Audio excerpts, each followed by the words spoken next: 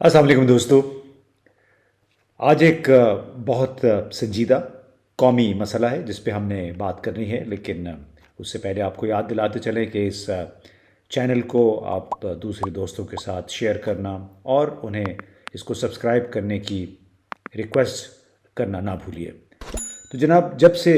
ये ख़बर मीडिया की जीनत बनी है कि फ़ौज के सरबराह जनरल कमर जावेद बाजवा ने अमरीकी नायब वज़ीर ख़ारजा वेंडी शर्मन को फ़ोन करके IMF से कर्ज़े के हुसूल में या जल्द अज जल्द कर्ज़े के हुसूल में मदद मांगी है, उस वक्त से मैं ये सोच रहा हूँ कि आखिर वो क्या वजूहात हैं कि पाकिस्तान के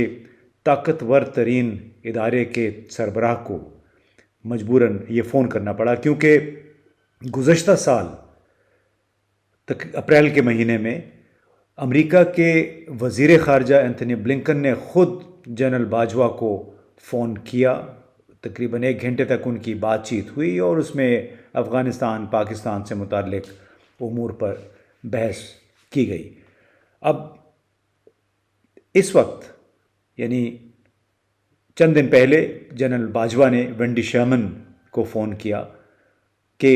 चूँकि हमें $1.2 अरब की एक किस्त मिलनी है IMF से, लिहाजा उन पे प्रेशर डालें कि वो हमें जल्द अज जल्द मिल जाए। लेकिन जनाब, ये वही वेंडी शर्मन है जिन्होंने 7 अक्टूबर को मुंबई में एक सेमिनार के दौरान वाज़े तौर पे ये कह दिया था कि हम पाकिस्तान के साथ वसीउल बुनियाद ताल्लुकात उस्तवार करने में दिलचस्पी नहीं रखते। यानी उन्होंने कैटेगोरिकली कह दिया था, और यही वो बयान था जो बुनियाद बना था इमरान ख़ान के वेंडी शर्मन के साथ मुलाकात का। उन्होंने मुलाकात से इनकार कर दिया था जब वो इस्लामाबाद आई, लेकिन उसके बरक्स जनरल बाजवा से उनकी मुलाकात हुई और जनरल बाजवा ने बतौर आर्मी चीफ उनकी काफ़ी खातिर मदारत भी की। अब 8 अक्टूबर के बाद से, और ये वो दिन थे जब ISI के साबिक सरबराह जनरल फैज़ हमीद के तबादले के हवाले से GHQ और वज़ीर आज़म हाउस के दरमियान काफ़ी कशीदगी भी पैदा हो गई थी। उस वक्त से ये फासले बढ़ते चले गए और इसके बाद जो कुछ हुआ वो सबको मालूम है। एक बात पर अलबत्ता अक्सर पाकिस्तानी अभी भी मखमसे का शिकार हैं कि बज़ाहिर एक अमरीका मुखालिफ इमरान ख़ान की हुकूमत ख़त्म हो चुकी है और ऐसे एक हुकूमत है जिसको तासुर या परसेप्शन जिसके बारे में ये है कि वो अमरीका की हामी है। अब उसके बावजूद IMF, जिसमें तकरीबन 70% शेयर्स अमेरिका के हैं, वो पाकिस्तान को क्यों तिगनी का नाच नचा रहा है बकौल राना सनाउल्लाह के। क्यों इस कदर सख्त शराइत पाकिस्तान पे इम्पोज की गई हैं और क्यों इसको डिले किया गया है। यानी IMF के जो बोर्ड है उसकी मीटिंग होनी है अगस्त के आखिरी हफ्ते में, और प्रोसीजर के मुताबिक उस बोर्ड ने उस मुआहदे की मंजूरी देनी है जो अमलन हो चुका है, लेकिन वो कहा जाता है कि वो चूँकि छुट्टियों पे हैं उसके बोर्ड के मेंबर, लिहाजा ये मामला अगस्त के आखिर तक जाएगा। उस वक्त तक पाकिस्तान के रुपए की क्या सूरत हाल बनती है, पाकिस्तान का स्टॉक एक्सचेंज क्या रुख इख्तियार करता है। शायद इसी वजह से मजबूर हो के जनरल बाजवा ने वेंडी शर्मन को फ़ोन किया। लेकिन आप इससे ये भी अंदाज़ा लगा लीजिए कि वेंडी शर्मन को पाकिस्तान की फ़ौज के सरबराह का फ़ोन करना से ज़ाहिर होता है कि हमारे दोनों मुल्कों के ताल्लुकात Amlan deputy secretary of state के लेवल पे आ गए हैं। यानी एंथनी ब्लिंकन के साथ भी ये बात हो सकती थी, या एंथनी ब्लिंकन हमारे वज़ीर आज़म को भी फ़ोन कर सकते थे। वो फ़ोन उन्होंने नहीं किया, बल्कि ख़ुद हमें ये फ़ोन करना पड़ा। अब वज़ीर आज़म शहबाज शरीफ भी ये फ़ोन कर सकते थे, उन्होंने नहीं किया। शायद उनकी तरजीहात कुछ और हैं या वो ख़ुद को बेबस समझते हैं। अब इसकी कुछ वजूहात का ज़िक्र हो जाए कि आखिर ऐसा क्यों हुआ, क्यों जनरल बाजवा को इन गैर मामूली हालात में ये टेलीफ़ोन करना पड़ा वेंडी शर्मन को। और उससे ज़ाहिर है पाकिस्तान की कोई नेकनामी में इजाफ़ा नहीं होता है, ख़ास तौर पे एक ऐसी सूरत हाल में जब लोगों को हम बता रहे हैं कि यहाँ पे पार्लिमानी जमहूरियत है और जमहूरी अंदाज में एक मुंतखब हुकूमत यहाँ पे मौजूद है। इसकी बड़ी वजह क्या वो अमरीकी भारतीय लॉबी है और भारत के वो असरात हैं जिनके बायस अमरीकी सदर जो बाइडन का रवैया पाकिस्तान के साथ बड़ा सरदमहरी का रहा है اور پاکستان کے ساتھ تعلقات کو عملاً نائب وزیر خارجہ کے لیول تک محدود کر دیا گیا ہے، یا پھر اس کی وجہ وہ سیاسی حالات ہیں جو مبینہ طور پر جنرل باجوہ کی مداخلت کے باعث پاکستان کو اس مقام تک لے کے آئے۔ بھلے یہ درست ہو یا غلط، لیکن تاثر بہرحال یہ موجود ہے کہ جنرل باجوہ نے ہو سکتا ہے یہ نیک نیتی کے ساتھ کیا ہو، لیکن جو انہوں نے اپنی سوچ کے مطابق جس انداز میں پاکستان کے معاملات کو آگے بڑھایا یا آگے بڑھانے میں مدد دی، اس کے اثرات اچھے نہیں ہوئے، اور اس سے کچھ سوالات نے جنم لیا، اور اس پہ میرا خیال ہے کہ فوج کے سربراہ اور ان کے باقی ساتھیوں کو ضرور غور کرنا چاہیے۔ پہلا سوال تو یہ بنتا ہے کہ ایک طرف جب کہ آپ نیوٹرلٹی یا غیر جانبداری کا دعویٰ کرتے ہیں، فوج کو سیاست اور خارجہ پالیسی سے الگ رکھنے کا دعویٰ کرتے ہیں کہ ہمارا اس کے ساتھ کچھ لینا دینا نہیں ہے، مگر دوسری طرف امریکی، چینی، سعودی اور اماراتی جو حکومتیں ہیں، اعلیٰ حکام ہیں، ان کے ساتھ براہ راست ہماری فوج کے رابطے رہتے ہیں، اور اس کی بڑے دھوم دھڑکے سے ذرائع ابلاغ میں اس کا ذکر بھی ہوتا ہے، تصویریں بھی چھپتی ہیں۔ دوسرا، کیا آپ مکمل طور پہ غیر جانبداری کا دعویٰ کر سکتے ہیں ملکی حالات سے مکمل طور پہ لا تعلق رہ کے؟ کیونکہ آئین کے آرٹیکل 244 کے تحت پاکستان کی مسلح افواج کے اعلیٰ ترین عہدیداروں نے حلف اٹھا رکھا ہے پاکستان کے تمام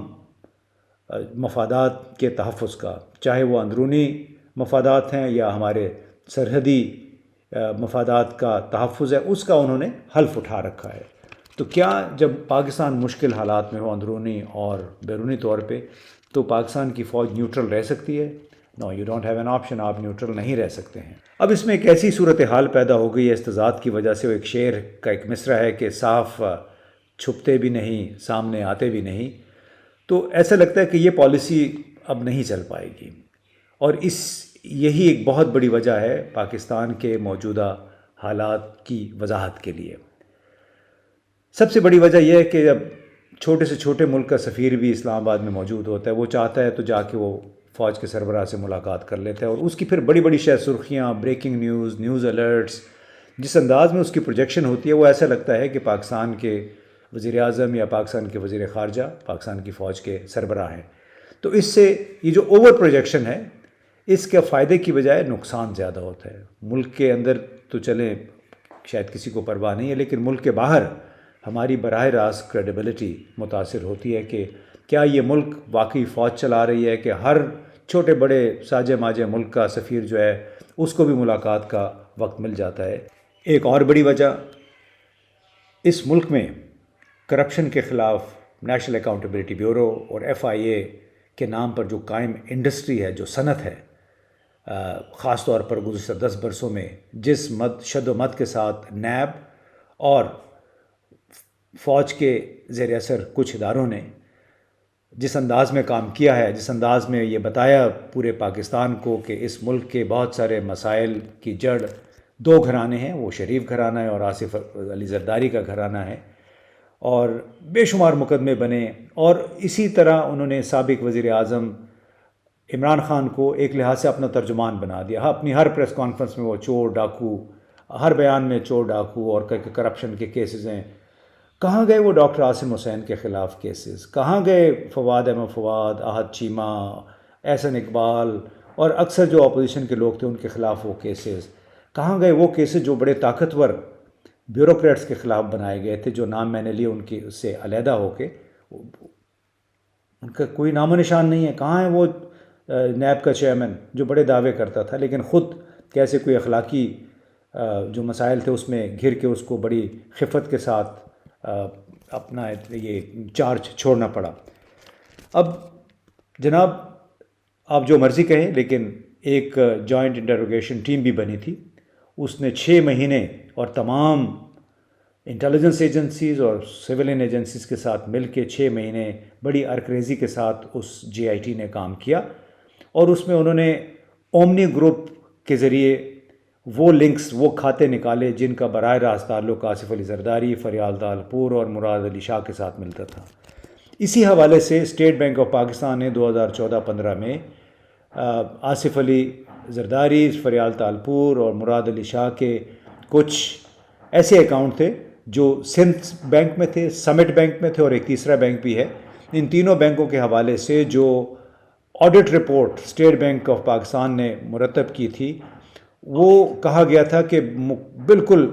ان کی ایک چارج شیٹ ہے ان کے خلاف، فرد جرم ہے، لیکن جناب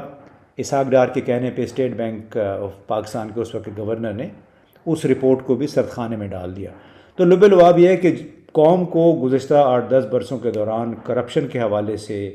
جو سما خراشی کی گئی، جو بڑے کنونسنگ انداز میں پلندے کے پلندے سب کو دکھائے گئے کہ یہ ان کو لوگوں کے خلاف کیس ہیں، اب بدقسمتی سے یہ ہے کہ جو تبدیلیاں آئیں ووٹ آف نو کانفیڈنس کے ذریعے، اس کے نتیجے میں وہی لوگ آج پاکستان کی تقدیر کے مالک ہیں، وہی لوگ وزارت خارجہ میں بھی ہیں، وہی لوگ وزارت خزانہ میں بھی ہیں۔ تو لوگ پھر یہ سوچنے پہ مجبور ہوتے ہیں کہ آپ جو کہا کرتے تھے آج سے چند سال پہلے وہ درست تھا، یا آج جو کچھ ہو رہا ہے وہ صحیح ہے۔ اور جب یہ تضاد سامنے آتا ہے تو ظاہر ہے آپ کی ساکھ، کریڈیبلٹی براہ راست متاثر ہوتی ہے۔ اور پاکستان کی موجودہ صورتحال جو بین الاقوامی طور پہ بھی ہے، اس کی چوتھی بڑی وجہ یہ بھی ہے کہ ماضی اور حال سے متعلق جو متضاد دعوے تھے اور آج کی جو گراؤنڈ سچویشن ہے، یعنی اس میں بڑا فرق ہے، جس کی وجہ سے لوگ یہ سوچنے پہ مجبور ہوتے ہیں کہ